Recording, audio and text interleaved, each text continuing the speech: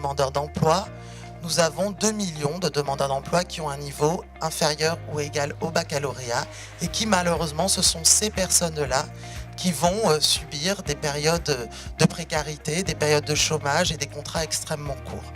Donc l'enjeu d'investissement dans les compétences est bien sûr essentiel. La meilleure formation, vous savez, c'est celle qui s'adapte aux besoins de l'entreprise. C'est pas plus compliqué que cela. Donc, ce qu'il faut faire pour avoir la bonne formation, il faut partir du besoin de l'entreprise pour, en amont, trouver les personnes qui ont le profil pour, à travers cette formation, correspondre aux besoins de l'entreprise.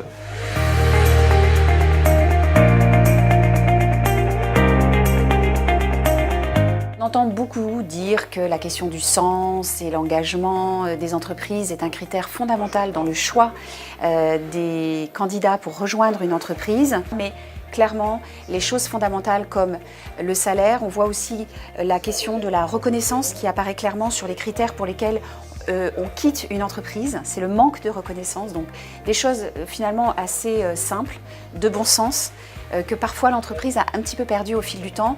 Mais je pense qu'il y a une prise de conscience qu'il faut regagner sur ces questions-là.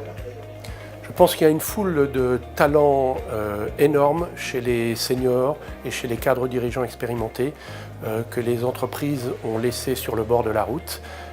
Ce sont des gens qui sont de valeur, qui connaissent parfaitement leur métier et qui sont dotés de compétences et de ressources extraordinaires. Ce qui me semble important aujourd'hui, au-delà des conditions de rémunération et puis des conditions de travail, c'est vraiment de donner du sens. Les salariés, les jeunes, les moins jeunes, ont vraiment besoin de comprendre pourquoi ils travaillent, quelle est la mission de l'entreprise, quel est leur objectif, et puis également quel est leur rôle dans l'entreprise, comment est-ce que leur mission s'intègre dans la politique et dans les objectifs de l'entreprise. On se rend compte que le point sur lequel il faut qu'on évolue d'une manière radicale en France, c'est d'arrêter de se concentrer sur le CV. On pense que la solution, c'est peut-être aussi de découvrir les qualités intrinsèques de l'individu.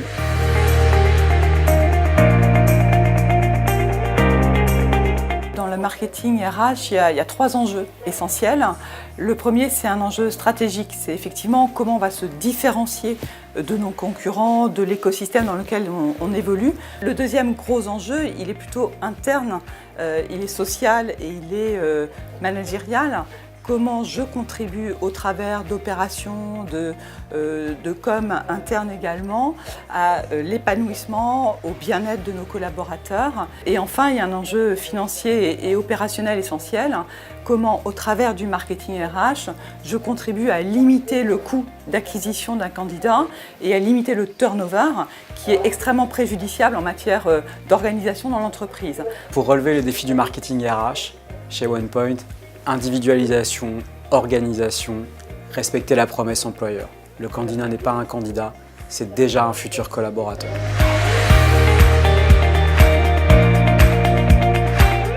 Je remercie nos partenaires, Nîmes Europe, Septodon et OnePoint.